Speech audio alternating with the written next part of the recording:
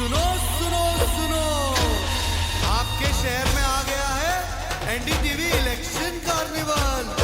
कलाकारों का होगा धमाल, एनडीटीवी पूछेगा सवाल। देखिए क्या होता है नेताजी का हाल। आपके शहर में आ गया है NDTV election carnival.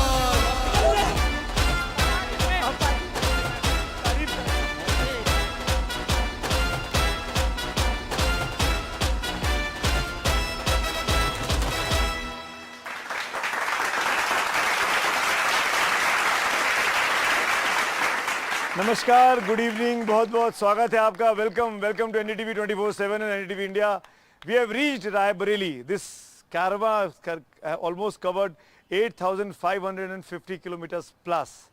More than 40 days, 42 days, 43 days we are in field और लगातार पल पल की जानकारी हम आप तक लेकर आ रहे हैं। कारवां अब रायबरेली पहुंच गया है, वो रायबरेली जो सोनिया गांधी की सीट थी, लेकिन इस बार सोनिया गांधी ने राज्यसभा का रास्ता अपना लिया है और ये जगह छोड़ दी अपने बेटे राहुल गांधी के लिए। कांग्रेस के स्टार, कांग्रेस के सबसे बड़े नेता राहुल गांधी की कॉन्स्टिट्यूएंसी रायबरेली में हम मौजूद हैं और उनका मुकाबला बीजेपी के दिनेश प्रताप सिंह साहब से हो रहा है, जो कि एक जमाने में कांग्रेसी हुआ करते थे, लेकिन इस बार, पिछली बार भी लड़े थे, वो सोनिया गांधी के खिलाफ चुनाव हार गए थे। इस बार भी बीजेपी ने उनको अपना नुमाइंदा बनाया है। इस वक्त दिनेश साहब योगी सरकार में मंत्री भी हैं और एमएलसी भी हैं। तो जोरदार तालियां दिनेश जी के लिए, जोरदार तालियां राहुल गांधी के लिए, जोरदार तालियां रायबरेली के आवाम के लिए। किसको चुनेगी वो, इस हॉट सीट में क्या होने वाला है?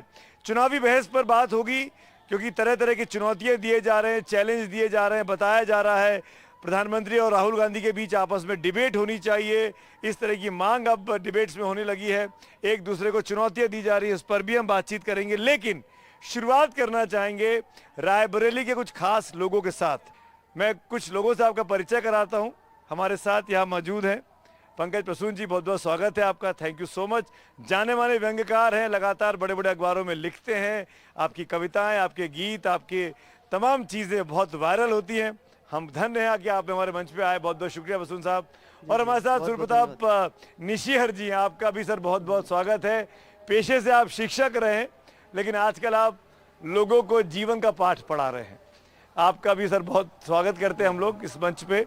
हम कार्यक्रम की शुरुआत करेंगे और मैं रायबरेली की जनता से छोटी सी रिक्वेस्ट करना चाहता हूं, अरे कलाकारों का उत्साहवर्धन कर दीजिए, आप ही के शहर के कलाकार हैं। तो शुरुआत करता हूं मैं प्रसून जी आपसे। चुनावी माहौल है, चुनावी फिजा है, राजनीतिक पार्टियां, राजनीतिक लोग, चुनावी माहौल, चुनाव में वोटर की उदासीनता पे कुछ तो लिखा ही होगा आपने, आप तो इतने संवेदनशील हैं, इरशाद करिए। बिल्कुल, मैं लगातार लिखता रहता हूं सुमित जी, और आपका मैं स्वागत करता हूं रायबरेली की धरती पर। शुक्रिया। मैं रायबरेली बड़ा विशेष रहा है, साहित्य, शौर्य, संस्कृति और संस्कारों का ऐसा शहर आपको हिंदुस्तान में कोई दूसरा नहीं मिलेगा। इसी रायबरेली की धरती में नूर मोहम्मद पैदा हुए, जिन्होंने अवधि में इंद्रावती नामक महाकाव्य लिखा, और इसी रायबरेली की धरती पर वो महाकवि पैदा हुआ जिसने हिंदू शौर्य और अस्मिता का सबसे बड़ा महाकाव्य लिखा। महाकाव्य का नाम है पद्मावत और लिखने वाले थे मलिक मोहम्मद जायसी। 4 लाइनें आप सबको सुनाना चाहता हूं कि हम लोग हैं क्या। रायबरेली किसी शहर का नाम नहीं है, रायबरेली एक लहर का नाम है। तब पढ़ना चाहता हूं कि हम लोग जो कहते हैं वो करके दिखाते हैं, हम युग के साथ में चलते नहीं, युग को बनाते हैं। वाह। हमारे यहाँ कवि हुए महावीर प्रसाद द्विवेदी, जिन्होंने एक कालखंड हिंदी साहित्य का द्विवेदी युग के नाम से जाना जाता है। हम लोग जो कहते हैं वो करके दिखाते हैं, हम युग के साथ में चलते नहीं, युग को बनाते हैं। दिलों में है निराला तो रगों में बेनी माधव हैं, कलम से काम यदि बनता नहीं भाला उठाते हैं। चुनावी माहौल पे आपने कहा, मैं हास्य व्यंग्य का कवि हूं। एक लाइन से बात शुरू करता हूं कि कुर्सी का पानी से गहरा नाता है। जब देखिए कि कोई जब सत्ताधारी एक पक्ष होता है अलग होता है, विपक्ष में जाता है एकदम अलग हो जाता है। कुर्सी का पानी से गहरा नाता है, कुर्सी छीनते ही आंखों में पानी भर जाता है। और कुर्सी मिलते ही आंखों का पानी मर जाता है। क्या बात है, क्या बात है, सुमित क्या जी, बात है, बहुत खूब। गठबंधन हुआ। अब इस गठबंधन को रायबरेली का एक कवि कहना चाहता है व्यंग्य की भाषा में, कोई नाम नहीं है, मैसेज क्लियर पहुंचेगा, इसका दावा गठबंधन करता दोनों हूं। तरफ है, आप बोल सकते हैं। दोनों तरफ है कि एक जंगल था जिसमें काफी सारे बंदर रहते थे। एक जंगल था जिसमें काफी सारे बंदर रहते थे, सब अव्वल अवसरवादी थे, लड़ते और झगड़ते थे, एक दूजे के दुश्मन थे, हरदम उत्पात मचाते थे, छोटी छोटी बातों पर वो बंदर बांट मचाते थे। एक दिन उस जंगल में ताकतवर लंगूर था आया। एक दिन उस जंगल में ताकतवर लंगूर था आया, सबको उठा उठा कर पटका, हर बंदर थर्राया, और जो कुछ भी लूटा था उसकी जमकर की भरपाई उसने हर बंदर के पीछे सीबीआई लगाई। एक दूजे के कट्टर दुश्मन एकदम से फिर नेक हो गए और लंगूर भगाने खातिर सारे बंदर एक हो गए। बढ़िया बढ़िया, बहुत बढ़िया, बहुत सारे बढ़िया। बंदर एक हो गए। और मैंने 2 लाइनें कही थी, कह देता हूं, नाम नहीं लूंगा, समझ जाइएगा कि जो कीचड़ में सना हुआ है कमल सरीखा खिल जाएगा, जो उनसे टकराएगा वो उन्हीं में मिल जाएगा। एक लाइन और सुना देता हूं। जी जी। असली नेता वो होता है, असली नेता कौन होता है? असली नेता वो होता है जो टिकट मिलने पे देश बदलता है और टिकट ना मिलने पे पार्टी ही बदल देता है। मेरे प्यारे दोस्तों, हमारे प्रधानमंत्री जी नारा देते हैं बेटी बचाओ बेटी पढ़ाओ। वो कहते हैं बेटी बचाओ और बेटी कह रही है बचाओ बचाओ। तब पढ़ना चाहता हूं कि मेरे प्यारे दोस्तों, मेरे साथियों, उसने लड़ने की यह शक्ति यूं ही नहीं पाई है। और अच्छी लगे तो अच्छी तालियां बजाइएगा। बोला उसने लड़ने की यह शक्ति यूं ही नहीं पाई है, वो 9 महीने पेट के अंदर लड़के आई है, पेट क्या के बात है, अंदर बहुत लड़के आई है, बहुत पेट खूब। के अंदर लड़के। बहुत बेहद- बहुत शुक्रिया, बहुत बहुत बहुत धन्यवाद। संवेदनशील, बहुत बढ़िया सर। सलाम सबको कबूल करिए हमारा। धन्यवाद। मजा आ गया प्रसून सर, Thank मजा you। आ गया। बिल्कुल गुरुजी के रोंगटे खड़े हैं इस वक्त। अरे, आपने thank you। जैसे दिल की तार तार को छू दिया है। निशियर जी, आपके पास अब क्षमा है। क्षमा के बगैर क्षमा है, लेकिन हम कहना चाहते हैं कि आप भी कुछ सुनाइए। हम रायबरेली के हैं तो अब रायबरेली में ही हमको यहाँ की भाषा में कुछ सुना रहे हैं अपनी अवधि में। अवधि में स्वागत। भाईचारा भुलाए ना पावे, भाईचारा भुलाए ना पावे, भेदुआंधी डोलाए ना पावे, और सब जने रोजू हंसी मिली बोली, प्यार बिरवा झुराए ना पावे, प्यार बिरवा झुराए ना पावे। और वोट दिए वाले के लिए 4 पंक्ति कि लोकतंत्री चुनाव पावन है,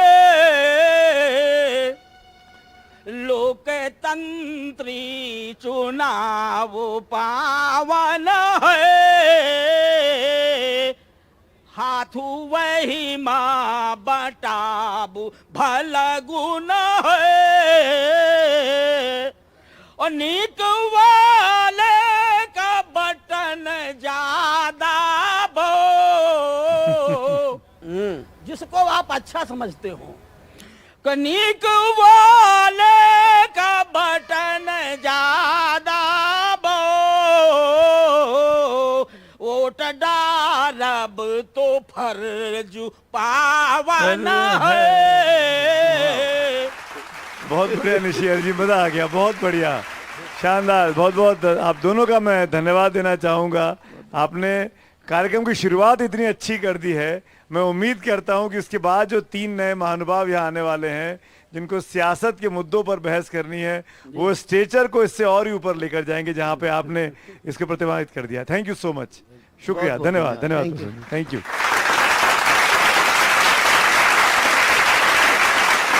तो आपने दो शानदार रचनाकारों को, कवियों को, व्यंगकारों को सुना। एक ने अवधी में, एक ने हिंदी में बताया समाज की पीड़ाओं को। किसी ने लड़की की समस्याओं के बारे में बताया, तो किसी ने युवाओं के बारे में कमेंट किया। लेकिन अब बारी है सियासतदानों की, और उनसे पूछा जाएगा, उनसे हिसाब किताब लिया जाएगा। और वो हिसाब किताब मैं नहीं लूंगा, वो हिसाब किताब ये रायबरेली की जनता लेगी। जोरदार तालियां मित्रों, आपका बहुत बहुत शुक्रिया, धन्यवाद, आप लोग ने वक्त निकाला, जुड़े हमारे साथ आकर। तो सबसे पहले समस्याएं क्या हैं वही पूछ लेते हैं और फिर नेताओं के पास चलते हैं। और मैं तीनों नेताओं से पहले परिचय करा दूं, माफ करिएगा, बारी बारी से। सबसे पहले डॉक्टर सुधा मिश्रा जी हमारे साथ हैं, कांग्रेस पार्टी की प्रवक्ता है, स्वागत है आपका बहुत बहुत। मेरे साथ शिवेंद्र सिंह, आपका भी बहुत बहुत स्वागत है, बीजेपी के नेता हैं, प्रवक्ता हैं। और साथ में आरपी यादव जी हैं, जो कि समाजवादी पार्टी के नेता हैं, प्रत्याशी रह चुके हैं, चुनाव लड़ चुके हैं। आपका भी बहुत बहुत स्वागत है। जैसा कि हम सब जानते हैं, इंडिया अलायंस और एनडीए अलायंस के बीच का मुकाबला है।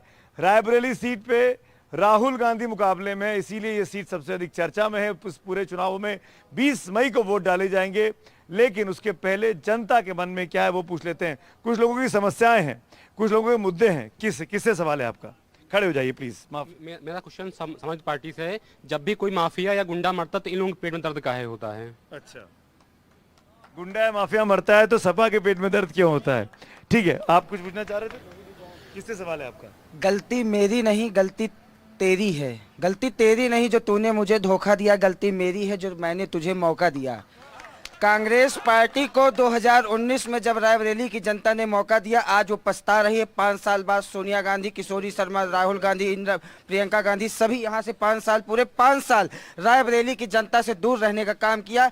चलिए, आप कुछ पूछना चाह रहे हैं? सर, मैं बीजेपी के प्रवक्ता से पूछना चाहता हूं कि जब इनके जो गृह मंत्री हैं देश के, वो कहते हैं कि हम 2029 तक इस देश के 80 करोड़ लोगों को राशन देंगे, और इन्हीं के प्रधानमंत्री जी हमारे कहते थे कि हम जब सरकार बनी 2014 में, हम 2 करोड़ लोगों को सालाना नौकरी देंगे।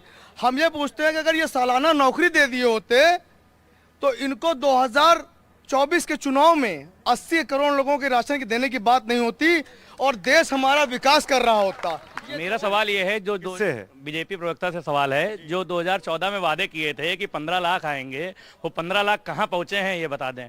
ठीक है जी। मेरा एक सवाल आप है। सब राजनीतिक कार्यकर्ता ज्यादा लग रहे हैं मुझे, ये जनता कम लग रही है। मेरा एक सवाल है, मैं किसान पुत्र हूँ, मैं किसी पार्टी का नेता नहीं हूँ।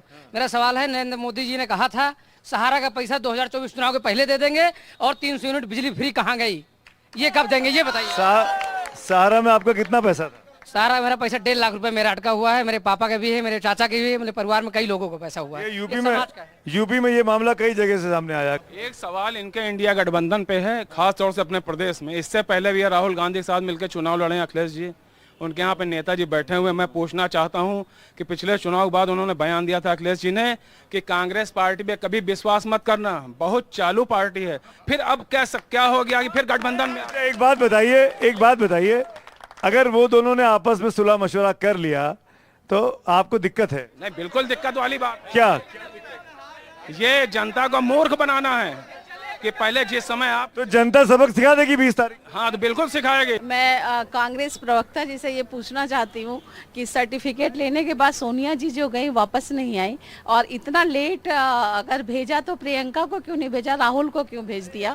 कोरोना काल में हम लोग यहाँ इतना परेशान थे, हम लोग खुद घर में खाना बना के लोगों के पास भेजते थे। उस टाइम आपकी मैडम और सोनिया गांधी जी बड़े मामले उठाए आप सबने। चलिए चर्चा की शुरुआत करते हैं।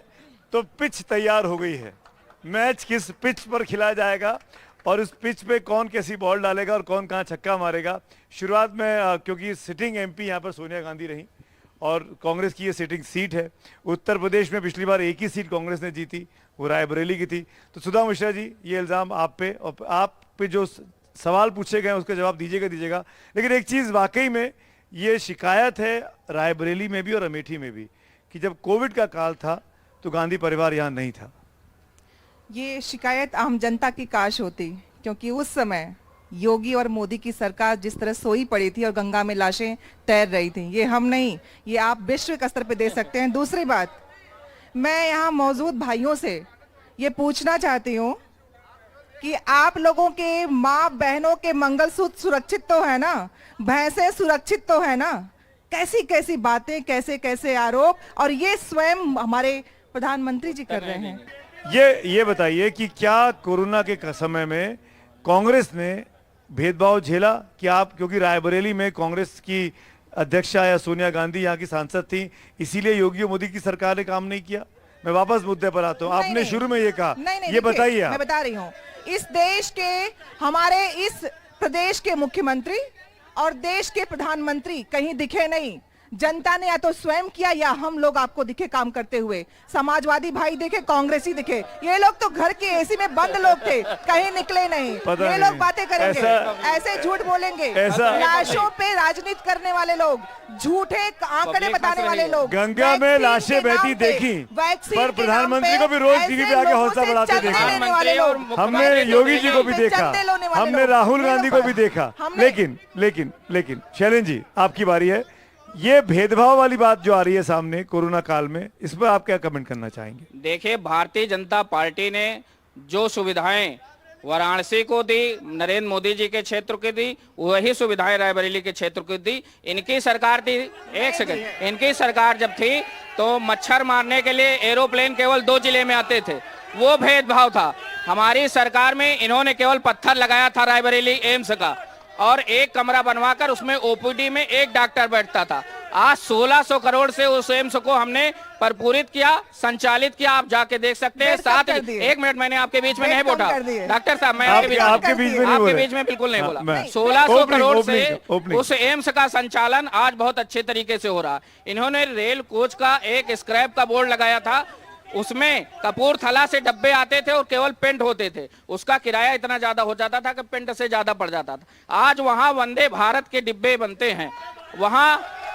और दूसरी बात, रायबरेली में 2014 के पहले मैं आपको गिनाना चाहता हूं, जब इनकी सोनिया गांधी जी सुप्रीम पावर थी, उन्होंने मनमोहन जी को प्रधानमंत्री बनाया था, उनके बेटे ने उनका अध्यादेश पढ़ा था, ये पूरा देश जानता था। सुप्रीम पावर यहां से थी। मोदी कारपेट एक फैक्ट्री बंद हुई, दूसरी आईटीआई को वेंटिलेटर पे डाल दिया, तीसरी कृष्णा पेपर मिल इन्होंने बंद किया, चौथी रावल पेपर मिल इन्होंने बंद किया, 5वीं मोदी कारपेट इन्होंने बंद किया, 6वां सीतापुर सुगल मिल इन्होंने बंद किया। ये इतनी फैक्ट्रियां कब्रिस्तान बना दिया, रायबरेली को उद्योगों का कब्रिस्तान बनाने का काम किया। मैं ये बोल रहा हूँ कि वो जो पहले बच्चे ने सवाल पूछा था कि ये सारे अपराधियों के घर में क्यों जाते हैं समाजवादी पार्टी के लोग? समाजवादी पार्टी हमेशा कानून की बात करती है। जब इलाहाबाद में अभी उमेश पाल की हत्या हुई थी तो उसमें अखिलेश यादव ने सीधे सरकार से सवाल किया था, और कभी भी कानून का हमेशा सबको पालन करना चाहिए, चाहे हम हो, चाहे किसी दल का व्यक्ति हो, चाहे कोई भी व्यक्ति हो। ये बीजेपी कहती है कि मुख्तार अंसारी के घर चले गए, कल्याण सिंह का देहांत हुआ था, उनके घर नहीं गए थे। कल्याण, जहां तक सवाल कल्याण सिंह का जी, मतभेद हो सकते हैं, हो सकता है टाइम ना रहा हो, ये भी तो हो सकता है मतभेद की टाइम ना रहा हो, दोनों अलग अलग बातें हैं। दोनों मैं बात कर रहा हूं। मैं बताऊं जी कि मुलायम सिंह यादव जब स्वर्गवासी हुए तो कोई ऐसा दल, कोई ऐसा नेता नहीं था जिसने श्रद्धांजलि न दी हो, और मुलायम सिंह यादव ने श्रद्धांजलि कल्याण सिंह को दी थी। इस बात का जवाब दीजिए जी। समाजवादी पार्टी और कांग्रेस मिलकर चुनाव लड़ रही है जी। 19 में सपा बसपा एक साथ थे जी। इस बार का कॉम्बिनेशन गड़बड़ा तो नहीं गया है? क्योंकि बसपा ने अपना उम्मीदवार खड़ा कर दिया है, ट्रायंगुलर कॉन्टेस्ट हो गया है, दिनेश प्रताप सिंह का रास्ता आसान तो नहीं कर दिया है। मैं रायबरेली का निवासी हूं, मैं रायबरेली की बात करता हूं। समाजवादी पार्टी का 4,02,000 वोट है, हाँ, और कांग्रेस का 1,42,000 वोट है लोकसभा 2022 में जी, लोकसभा क्षेत्र भर में जी। इस तरीके से 5,44,000 वोट समाजवादी पार्टी और कांग्रेस का है। हाँ। दुनिया की कोई ताकत राहुल गांधी को 5 लाख से जीतने से नहीं रोक सकती। 5 लाख से जीतेंगे? 5 लाख वोट मिलेंगे कि 5 लाख के अंतर से 5 लाख से जीतने जा रहे हैं। 5 लाख से हाँ, तो उसके लिए आपको पोलिंग करवानी होगी। तमाम विचारधारा के लोग राहुल गांधी को देश का प्रधानमंत्री बनाना चाहते हैं। आपकी भारत सरकार गठबंधन की बनने जा रही है। बीजेपी ने नारा दिया 370 400 पार, आप लोगों ने तो नंबर भी नहीं दिए, 273 पार भी नहीं बोल रहे हैं आप तो। 370 का पार दिया, नारा मैं मान रहा हूँ। 400 पार की बात कर रहे हैं, मैं 400 पार की बात कर रहा हूँ। उस बारात का दूल्हा भी नहीं तय। आप सुनिए, अब आज की डेट में प्रधानमंत्री जी मंगलसूत्र तक आ गए हैं। 2 भैंस होंगी तो एक चोरी कर लेंगे, गहना चुरा लेंगे, कांग्रेस वाले खा जाएंगे। जवाब देंगे, ये संभव है क्या? ये जो बात बार बार कही जा रही कि प्रधानमंत्री ने डिबेट का स्तर नीचे ले आए हैं। और एक और बात मैं जोड़ रहा हूं, ये चैलेंज दिया गया है राहुल गांधी की तरफ से, मतलब उन्होंने एक्सेप्ट किया है कि मैं पब्लिक में डिबेट करने को तैयार हूं। क्या बीजेपी इसको एक्सेप्ट करेगी? मोदी जी वर्सेस राहुल गांधी, क्या ये डिबेट होना चाहिए जनता जनार्दन के लिए? देखिए, भारतीय जनता पार्टी लोकतंत्र का सदैव सम्मान करती है। वह धर्म और जाति से उठकर, चाहे वो मुलायम सिंह जी की मृत्यु हुई हो, आपने देखा भारतीय जनता पार्टी का सारा कुनबा उनको सम्मान देने के लिए पहुंचा। कहीं से मोदी जी ने यह गलत नहीं कहा। राम मंदिर के दर्शन करने कोई भी इनका बड़ा नेता नहीं गया, कोई भी नेता इनका श्रद्धांजलि देने कल्याण सिंह जी को नहीं गया। इन्होंने हमेशा धर्म और जाति के आधार पर चुनाव लड़ा। जहां तक आपने कहा कई सीटें ऐसी है, बीजेपी धर्म के नाम पर नहीं लड़ती है, बिल्कुल नहीं लड़ी, कभी नहीं लड़ी। बीजेपी सदैव बोला, पूरा घुसपैठिए बोला था, जो भाजपा का घोषणा पत्र 1980 से चलता है। मंच से खड़ा होकर घुसपैठिए बोला, इनके कपड़ों से पहचान लेते हैं बोला। अब आप बताइए, शमशान कब्रिस्तान की बात हुई। अब आप बताइए इसका क्या मतलब है? जब राहुल गांधी जी का समर्थन फवाद चौधरी और पाकिस्तान के नेता कहेंगे तो उसको क्या कहा जाएगा? यहाँ चुनाव लड़ने आएंगे फवाद चौधरी, लेकिन समर्थन फवाद चौधरी चुनाव लड़ेंगे यहाँ। भारतीय जनता पार्टी का समर्थन कभी किसी पाकिस्तान के आपको पाकिस्तान को क्यों लाना होता है चुनाव में? हमको लाना नहीं होता, पाकिस्तान ने समर्थन किया उनका। इनके कांग्रेस की सरकार, बीजेपी की सरकार का समर्थन अभी पुतिन साहब कर रहे हैं, एयर इसका क्या मतलब है? सवाल उठाया इनके नेताओं ने। पाकिस्तान के अंदर जब हमारे जवानों ने घुसकर उन आतंकियों को मारा, उस पर सवाल उठाया। अभी आपने कहा कि एक स्वस्थ लोकतंत्र में आप लोग बोल रहे, ये लोग बात कर रहे हैं, मैं सुन रही हूँ, इनकी बातों का उत्तर दे रही हूँ। लोकतंत्र का सबसे अच्छा ये उदाहरण है। अगर लगता है इनके नेताओं को, भाजपा के नेताओं को, कि राहुल गांधी जी से वो नहीं कर पाएंगे, भाई राहुल गांधी तथ्यों की बात करेंगे, सही बात करेंगे, सच बोलने वाले को डर नहीं लगता है। अगर मोदी जी को उनसे नहीं करना है, एक छोटी सी कार्यकर्ता मैं, राहुल जी की सिपाही, मुझसे कर ले, मुझसे बात आपके साथ शैलेंद्र भेजा है, शैलेंद्र भेजा आपके साथ मेरे साथ कर ले। और मैं जानती हूँ कि सच बोलने वाले को याद नहीं रखना पड़ता है और झूठ बोलने वाले को रोज याद रखना पड़ता है। तो रायबरेली की जनता के जितने सवाल है, उन सवालों के तीखे जवाब और तीखे सवाल सुनने के लिए तीनों खास मेहमान मेरे साथ बने हुए हैं। लेकिन एक छोटा सा वक्फा लेना पड़ रहा है, ब्रेक लेना पड़ रहा है, लौट के आते हैं। आप देखते रहिए एनडीटीवी कार्निवाल। मैं ये पूछना चाहूंगा, अमित शाह जी ने यहाँ पे आके चैलेंज दिया, 5 सवाल पूछे राहुल गांधी से, क्या उनका जवाब देंगे? पहला से एक ही सवाल मैं पूछ रहा हूँ, क्या आप राम मंदिर जाएंगे, नहीं जाएंगे? अयोध्या सुमित जी क्या कहेंगे? मैं यूसीसी सुनिए मानेंगे कि नहीं मानेंगे? ट्रिपल तलाक में क्या रिएक्शन है शाह जी आपका? के उस प्रश्न के उत्तर में एक प्रश्न करना चाहती हूँ। प्रश्न का जवाब होता है, उत्तर नहीं होता है। उत्तर दूंगी इस प्रश्न के साथ कि मेरा धर्म, मैं फैजाबाद में उत्तर प्रदेश के उस अयोध्या में पैदा हुई हूँ, पढ़ी हूँ, बड़ी हुई हूँ। तो ये कांग्रेसी जहाँ पे हैं वहां जाते हैं। और धर्म की बात आप कर रहे हैं ना, धर्म की परिभाषा कोई भी भाजपा का नेता आ जाके बता दे धर्म क्या है। मेरी बात सुमित जी, धर्म के नाम पे बरगलाने वाले लोग मेरे व्यक्तिगत धर्म पे आक्षेप नहीं कर सकते। मैं पूछती हूँ कि जब धर्म मेरा अपना व्यक्तिगत मसला है, जो धारित धर्म से शुरू होता है, जो सनातन की परिभाषा है, उसको छोड़ के झूठ फैलाने वाले लोग धर्म पे बात करेंगे। आप महिला हैं, एक सवाल, महिला है, 3 तलाक मोदी जी ने खत्म किया, सही है कि गलत है? आप एक बात बताइए, 3 तलाक खत्म होने के साथ है या नहीं है? धर्म पे बातें नहीं, धर्म को जिया जाता है, लोग जीते नहीं है। 3 तलाक खत्म हुआ, सही है कि गलत? आप बताइए ना। आप बताऊं, जब हिंदू धर्म में बुराइयां थी, राजा राम मोहन राय आए थे, कुरीतियों को दूर किया गया था। तो जहाँ पे जो खराब है दूर करिए। तो 3 तलाक कोई कुरीति को दूर करके ठीक किया ना नरेंद्र मोदी ने? मोदी जी ने ठीक किया ना? तलाक खत्म हुआ, सही कि गलत? स्वागत कर रही हैं इनडायरेक्टली, स्वागत करने में हिचकिचा रही हैं। आप धर्म के नाम पर राजनीति करते हैं, आप झूठ बोलने की राजनीति करते हैं और संविधान खतरे में है।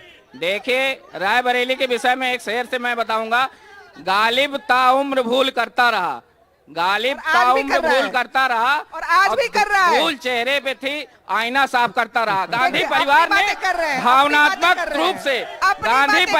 भावनात्मक रूप से रायबरेली को 60 साल तक चला, सबसे ज्यादा प्रधानमंत्री रायबरेली ने दिया। 10 साल में वाराणसी आप देखिए डॉक्टर साहब जाके, और 60 साल में रायबरेली के तुलना वाराणसी से आप कर लीजिए। धर्म और जात के आधार पर रायबरेली में यहीं बगल में, आप कहीं दूर मत जाइएगा, यहीं बगल में है कहारो का अड्डा, 70% मुस्लिम आबादी है। 70% में 70% घर प्रधानमंत्री आवास से बने हुए हैं। ये है धर्म और जात पे।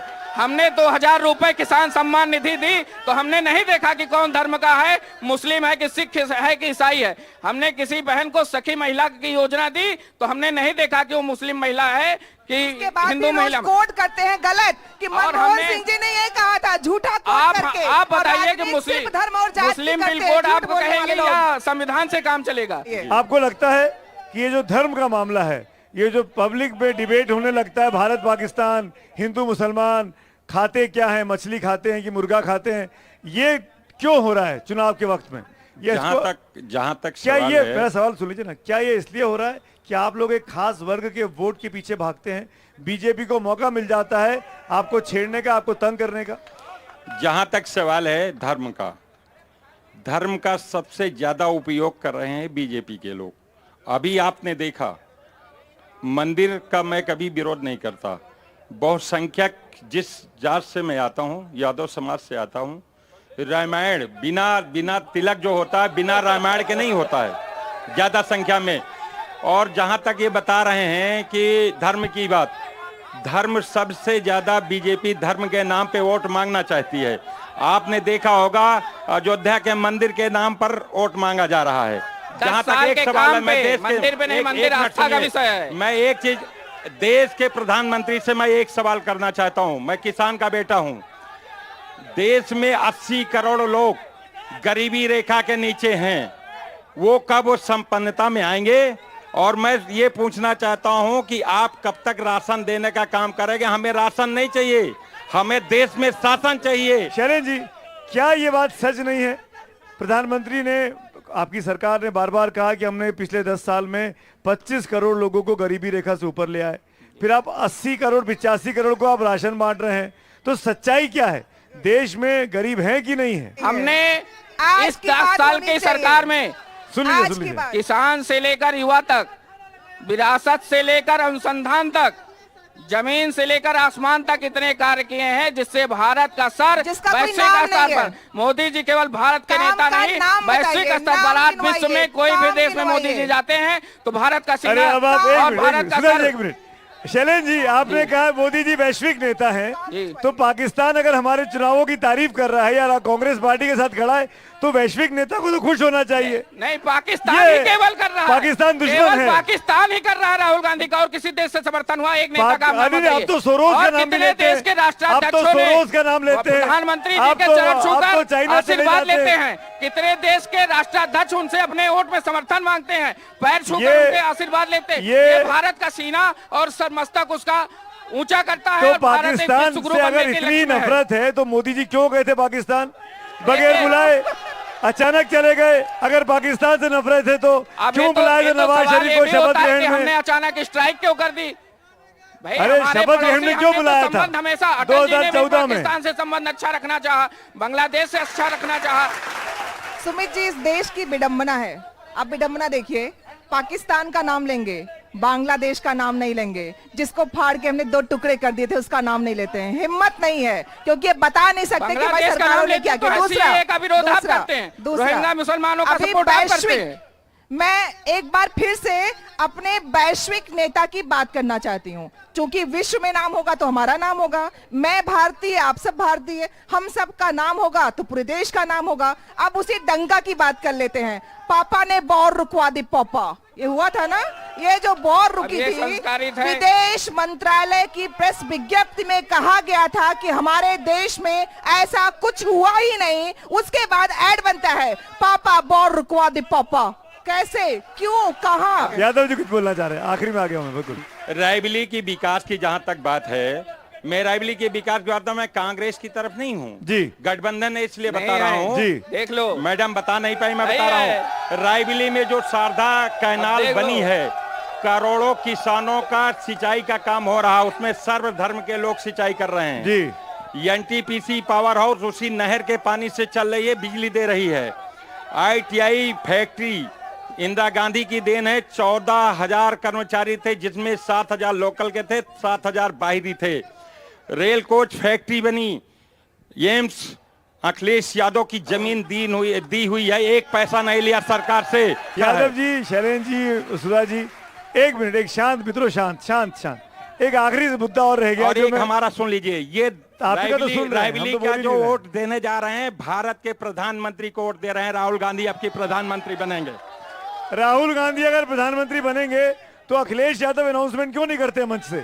आरपी यादव को क्यों करना पड़ता है? ममता बनर्जी क्यों नहीं करती है? अरविंद केजरीवाल क्यों नहीं करते? मल्लिकार्जुन खड़गे से पूछा गया भरी प्रेस कॉन्फ्रेंस में, उन्होंने कहा कि चुनाव के बाद तय करेंगे। अब राहुल जी वायनाड छोड़ेंगे तो अखिलेश यादव को वहां लड़ाएंगे लोग। जिसकी सीटें ज्यादा होंगी वो प्रधानमंत्री की दौड़ में होगा, जिसकी सीटें ज्यादा होंगी उसका हक नहीं, तो बनता ये है, वो दूल्हा प्रधानमंत्री कौन? बनेगा। दूल्हा कौन? यही इनसे मेरा पूछिए, सवाल था। राहुल गांधी को प्रधानमंत्री चेहरा बनाने के नहीं लिए देना तैयार हैं? ये बार दुल्हा बात पूछ रहे हैं। राहुल गांधी को प्रधानमंत्री बनाने के लिए समाजवादी पार्टी तैयार है कि नहीं? बोल रहे हैं उन्होंने हम तो, तैयार हैं। वो तो तैयार बोल रहे हैं। अखिलेश यादव बोले ना। वो तो रायबरेली के नेता होने के नाते बोल रहे हैं। ये बार कांग्रेस पार्टी ये देश बार में है। बोल रहे हैं कि दूल्हा यादव बीजेपी जी। और कांग्रेस दो ही पार्टियां देश में हैं। बीजेपी डाउन होगी तो राहुल गांधी देश के प्रधानमंत्री बनेंगे, मैं घोषणा ये करता हूं। स्टेटमेंट इंडिया सुधा अलायंस जी। का है। अभी ये पूछ सुधा रहे जी के हैं। चेहरे में मुस्कुराहट आ गई, आपने अच्छी बात अभी करी आपने है। कहा, कोई नहीं मान रहा अभी था। इन्होंने कहा कि दूल्हा दूल्हा कौन? कौन है? हाँ। संविधान पढ़वाइए कि जब जीत होती है तो संसदीय जितने कांग्रेस का सांसद होते पार्टी हैं, का कोई वो व्यक्ति राहुल चुनते गांधी हैं। को और यहाँ दूसरी डिमांड बात- नहीं कर रहा था, और वो दूसरी आडवाणी जी बात, कह दिए कि राहुल कांग्रेस वाले। गांधी जी सच के साथी हैं और जिस तरह से जनता से जवाब जुड़ दीजिए। के पूरी जनता कांग्रेस से जुड़ इनकी के पूरी जिस पार्टी तरह उन्होंने दिल्ली जनता में का धरना पूजन दी थी किया है, प्रियंका गांधी के लिए। जब कांग्रेस पार्टी के इनका कोई नेता रायबरेली में राहुल गांधी का डर डिमांड गए नहीं कर हैं, रहा था, डर तो आप गए हैं। सोचो आडवाणी जी को कहते हैं राहुल। डर गए हैं पूरी राहुल कांग्रेस गांधी से। 30 दिन तक राहुल दिल्ली में पड़ी गांधी थी से कि प्रियंका जी डर यहाँ से गए लड़ेंगी। हैं। क्या बीजेपी के लिए ये एडवांटेज है कि मोदी जी के सामने कोई नहीं है? ये जो मोदी बिग बड़ा सा मोदी जी कंफ्यूजन है, ये भारतीय फायदा जनता है? पार्टी के नहीं, आज भारत देश के जन जन के नेता हैं। मोदी जी आइडियल नेता की छवि के रूप में एक मिनट जनता के इन्होंने दिल कहा में बसे हुए जन के। हैं। और मोदी मैं जी यहाँ ने बैठी जो हूँ कोरोना में और सेवा मैं की, कह रही हूँ जो कि भारत यहाँ देश को के विश्व गुरु बैठे बनाने हुए का लोगों ठाना में है, कितने लोग कह रहे हैं उसमें कि जनता मोदी के उनके एक नेता एक हैं? व्यक्ति साथ हाथ लड़ रहे करिए, हैं। कोई कितने? नहीं कह रहा है। देखिए कहाँ? ये जनता है। कहाँ? कुछ कह रहे हैं, जनता। कुछ नहीं कह रहे। तो- कुछ कह रहे हैं, कुछ तो नहीं कह खत्म रहे। बात, जन जन के नहीं, ये कुछ के नेता है। 40 पार्टियों के गठबंधन में 30 लोग बैठे हैं। आप सुनिए, जनता की आवाज सुनिए, अपने नेता के लिए जनता की आवाज सुनिए। दोनों की आवाजें आ रही है, मोदी की आवाजें भी है, राहुल की आवाजें भी है। क्या करेगी अमेठी की जनता, रायबरेली की जनता? रायबरेली से आज इस विशेष कवरेज में आप तीनों का मैं शुक्रिया अदा करता हूं। थैंक्स फॉर वॉचिंग एनडीटीवी 24/7 और एनडीटीवी इंडिया। हमारा ये काफिला, हमारा ये कार्निवाल लगातार चलता रहेगा। Thank you.